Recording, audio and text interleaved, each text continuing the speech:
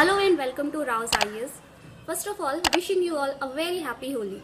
So let's begin our Daily Prelims Practice initiative wherein we discuss important MCQs from The Hindu and Indian Express.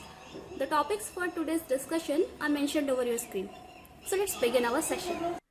So the first MCQ for today is based on this particular article which appeared on the page number 9 of The Hindu. This article is regarding the salt flats. Now before we look into the content of this article, let us solve our practice question. As salt is a mineral, UPSC in the previous years has asked questions regarding the location, distribution and formation of natural resources. As in the year 2014, we found a question on coal bed methane and shale gas. So let us solve our practice question which states that consider the following statements regarding salt flats.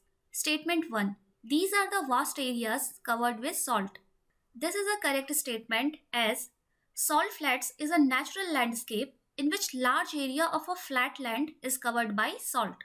The second statement is they are formed from a natural body whose recharge rate is faster than the evaporation rate. Now this is an incorrect statement. This is because salt flats are formed from a natural body whose recharge rate is lesser than the evaporation rate. That is, the evaporation rate of that natural body is very high than its recharge rate, and that is why the water is evaporated and salt is left behind. The third statement is they absorb the sunlight and thus appear bright. Now this is also an incorrect statement.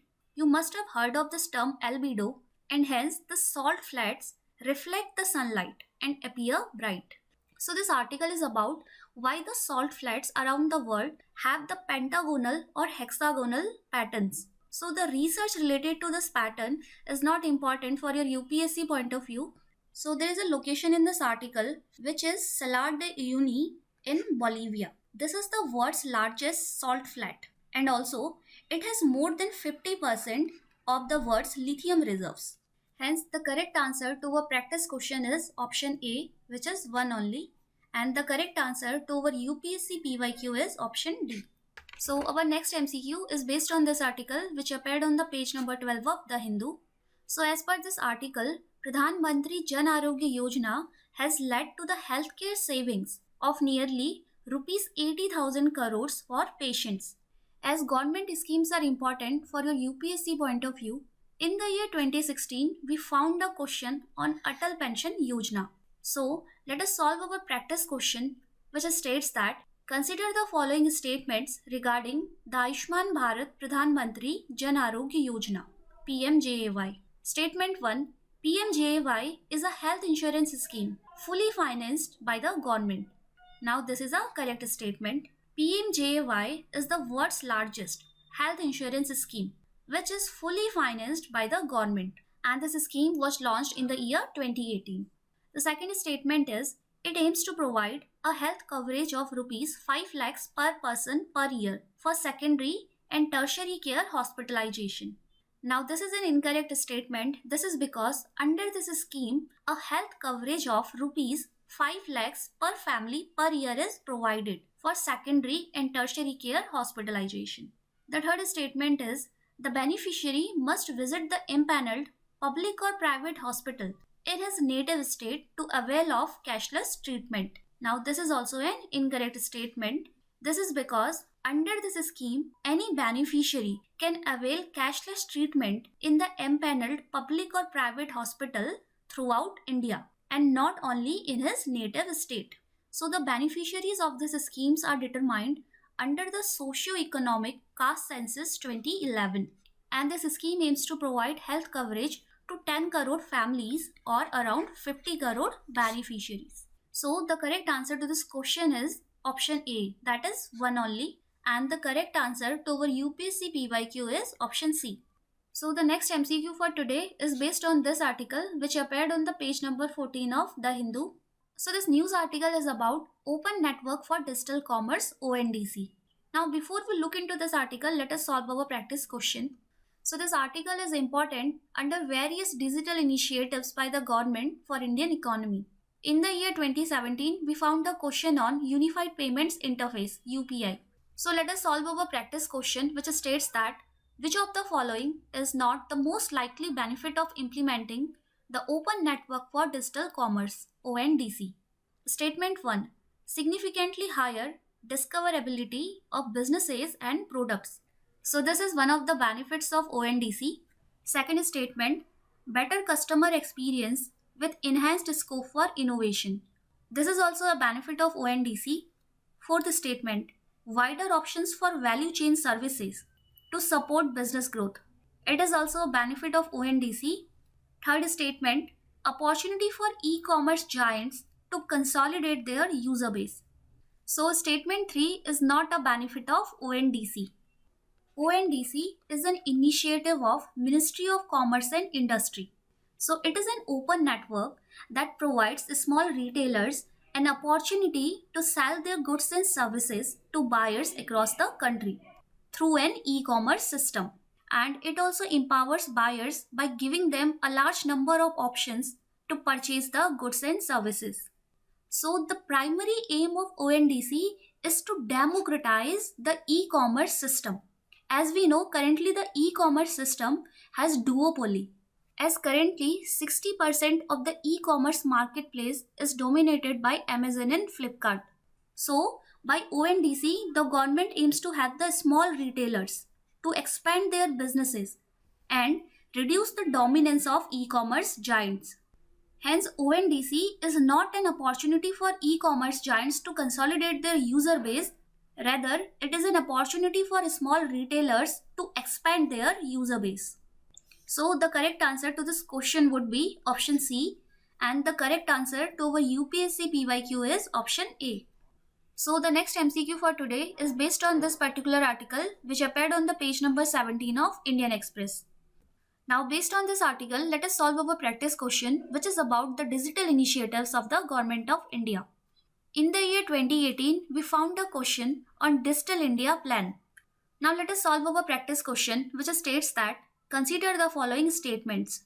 Statement 1.